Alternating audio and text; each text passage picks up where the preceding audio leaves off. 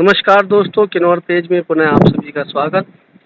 हर रोज़ हम अपने पेज में कोई ना कोई हम सामाजिक चीज़ों को लेकर आते हैं। तो आज का जो हमारा एपिसोड है वो भेड़ बकरी पालक से संबंधित। तो किस प्रकार से भेड़ पालक जो है अपने जीवन जो है दिनचर्या चलाते हैं, निकालते हैं और कितने पुश्तों से ये जो है भेड़ पालक जो है काम कर रहे हैं। ऐसे कई विषयों को लेकर हम यहाँ बात करेंगे। हमारे साथ जुड़े हैं चंदर सिंह जी, जो बेसिकली हमारे किन्नौर के पांगी से संबंध रखते हैं और पुश्तैनी जो है काम कर रहे हैं और भेड़ पालक है। जानेंगे इनसे जीवन परिचय को लेकर। स्वागत। स्वागत सर नेगी साहब जी। आप जो है आपसे हम ये जानना चाहेंगे, आप लगभग जो है आपने बताया कि किन्नौर के पांगी गांव से संबंध रखता हूँ।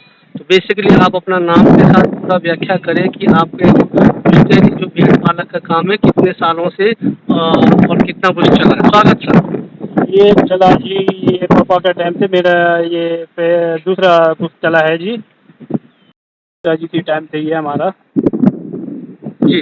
हाँ जी नेगी साहब, एक चीज़ और है, जैसे आपने कहा कि पुश्तैनी जो है पुश्तैनी जो ये जो आपकी प्रॉपर्टी है और आपने पिताजी के टाइम से चला रहे, दूसरा पुश्त है, तो अभी तक सुरक्षित है। तो इनमें क्या कोई उतार चढ़ाव नहीं आया? कोई ऐसा नहीं देखा कि आपने बढ़ गए कि घट गए पहले से आपसे?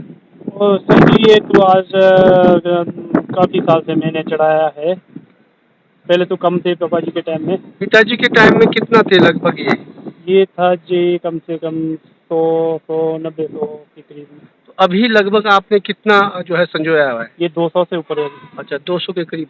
अच्छा, हम ये जानना चाहते हैं, जैसे आप अभी जो है जो NH डबल हो चुके हैं। हाँ जी। जब आप ऊपर नीचे आ रहे हैं तो हाँ ऐसे जी। में इनको चारागाह का कोई जगह कहीं मिल रहा है कि जो है तकलीफें हो रही है इनको कुछ? लेकिन पहले के बराबर तो नहीं मिल रहा है। जो वक्त पापा जी के टाइम था वो वक्त तो है नहीं, लेकिन फिर भी थोड़ा बहुत है ही है अभी। जी। जैसे जब आप गर्मियों में ऊपर आते हैं, सर्दियों में नीचे आते हैं, इसका कोई समय है कब नीचे जाना पड़ता है, कब ऊपर आना पड़ता है? हाँ जी, हाँ जी। ये अक्टूबर लास्ट के बाद हम नीचे जाना शुरू करते हैं और फरवरी मार्च अप्रैल के बाद हम ऊपर किन्नौर आना शुरू करते हैं। और बरसात में हम जितना हाइट जा सकते हैं उतना अच्छा रहता है हमारा। जी, आपने कहा कि बरसात में हाइट जाते हैं, तो ऐसे में अगर कहीं बीमारी लगती है तो सबसे पहले तो ये जानना चाहते हैं कौन से महीने में ज़्यादातर बीमारी रहती है, और अगर बीमारी लग गई तो तत्कालीन डॉक्टर तो मिलते नहीं है, ऐसे समय में आप लोग क्या करते हैं? ऐसे टाइम में हमने ऐसा है कि आज की डेट में तो सुविधा बहुत है जी, और फ़ोन भी है और दौड़ भाग करने के लिए टाइम भी मिल जाता है। हम अकेले तो रहते हैं नहीं है, 2 या 3 बंदे रहते हैं और हमें टाइम से और जाना पड़ता है।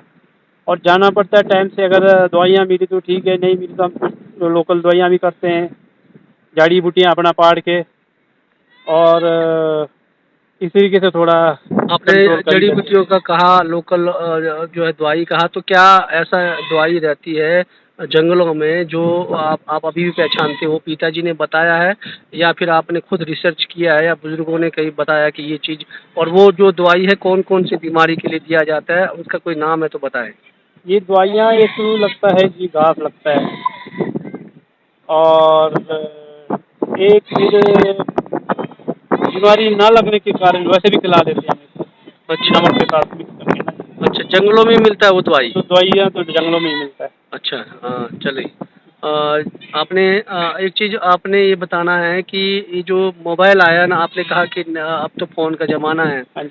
तो मोबाइल से पहले भी आप जो है भेड़ पालक रहे, उस समय कितनी कठिनाई थी और मोबाइल आने के बाद कितनी जो है सुविधाएं हैं? मोबाइल आने के बाद तो बहुत सी सुविधा है। देखो, मिनट सेकंड में बातचीत हो जाता है, घंटों में काम हो जाता है।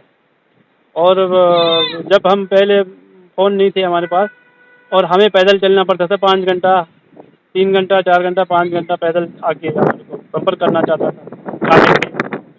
और उसके बाद 24 घंटे के अंदर डॉक्टर पहुँच जाते थे। पैदल आना होता है, पैदल जाना होता है, गाड़ी की कोई सुविधा नहीं था उन दिनों में। अब अगर हम बात करेंगे कि इनके जो प्रजनन के बारे में, तो कौन-कौन से महीने में भेड़-बकरियाँ जो है ज़्यादा प्रजनन करती है? क्या महीने में साल में 2 बार है या 3 बार है, साल में 1 बार है? ये चीज़ साल में कोई 2 बार, कोई 1 ही बार, और जनवरी, फरवरी, दिसंबर, जनवरी, फरवरी में ये ज़्यादा हो जाता है। आप बाहर जाते हैं तो रोज़ी-रोटी यही है, आपको दूध भी मिल रहा है, सारी चीज़ें मिल रहा है, फिर भी पेट के लिए अन्न चाहिए। तो क्या इनको जो है महीने में हर महीने बेचा जा रहा है, या फिर किस प्रकार अपना पेट पालन का काम करते हैं सर?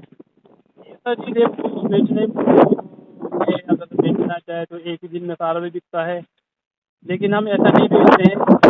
साल में 30, 40, 50 नग हम इकट्ठा दे देते हैं, बाकी भी जो डैमेज हो जाता है हम उनको निकाल देते हैं, बाकी वैसा नहीं बेचते।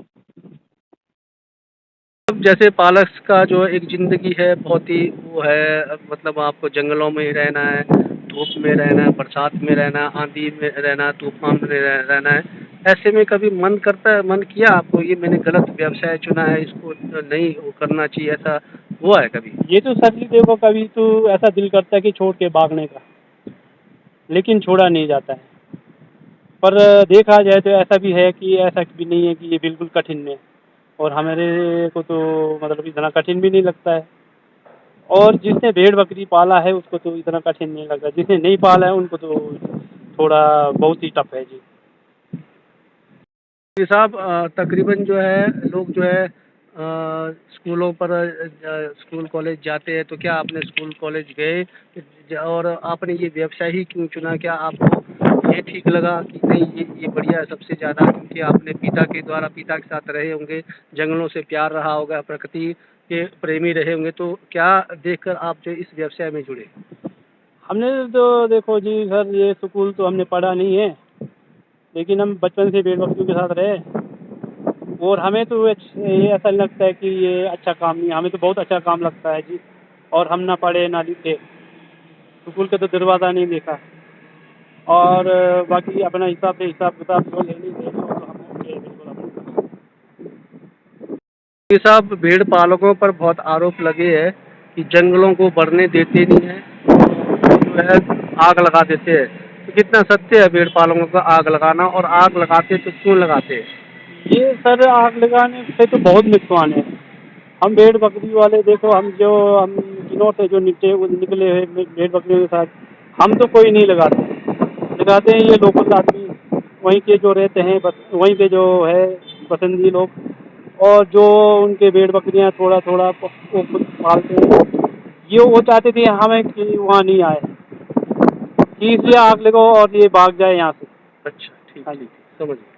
तो दर्शकों, ये बहुत महत्वपूर्ण है, इनका कहने का मतलब है कि लोकल जो एरिया के हाँ जी, हाँ भेड़ जी, हाँ जी। पालक है इसलिए लगाते हैं कि जो दूसरे भेड़ पालक बाहर से आ रहे हैं हाँ, वो यहाँ ना रहा। ना रहे हाँ करते जी, हैं, तो इसलिए आग लगाते हैं। हाँ जी, हाँ चलिए, जी। बहुत अच्छा। देखिए साहब, जैसे आप बाहर जाते हैं, जिसको लोग बल्दर बोलते हैं, जाते हैं, आप रिवाल सर जाते होंगे, कहीं बद्दी साइड जाते हैं, कहीं ऐसी जगह जाते हैं, तो वहाँ पर जो है जंगलों को चराने के लिए क्या नियम है?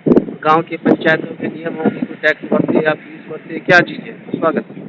ये सर, ये जो हम सर्दी में जो सब्ज़ी काटने जो जाते हैं, उधर तो हमारे परमिट डे बना हुआ है, और जंगलात वालों को परमिट की उससे चुकाते हैं हम, जो सरकारी लैंड है। और जो ज़िम्मेदार के थोड़ा बहुत घसनियाँ होते हैं उसके तो हम पैसे भर के चुका लेते हैं। और सर ये बरसात को जो हमारा कंडा अपना अपना कंडा है, जैसे हमारा अपना ही कंडे है, उसमें तो कोई रोक टोक नहीं है। जो बाहर के बंदे जो आते हैं नीचे से, कोचा लोग वगैरह, 15-20 कोचा लोग वगैरह बहुत आते हैं, ये जाते हैं बल्दर बल्दर जाने से, या तो इनका परमिट डे बना होगा, या ही इनको पैसे भरना पड़ेगा, या पंचायत वालों को भरना पड़ेगा, कमेटी वालों को भरना पड़ेगा, या देवते के जंगल होते हैं उन्हें पैसे भर के चुकाना पड़ेगा। तो धन्यवाद, आपने बहुत बारीकी समय बताया और बारीकी समय निकाला, और यहाँ भेड़ पालकों से संबंधित जो थी लोगों तक बातें पहुँची गई, किस प्रकार से जो है भेड़ पालक अपने जीवन व्यतीत कर रहा है। तो हमारा ये एपिसोड अच्छा लगा तो शेयर और फॉलो जरूर करें। नमस्कार।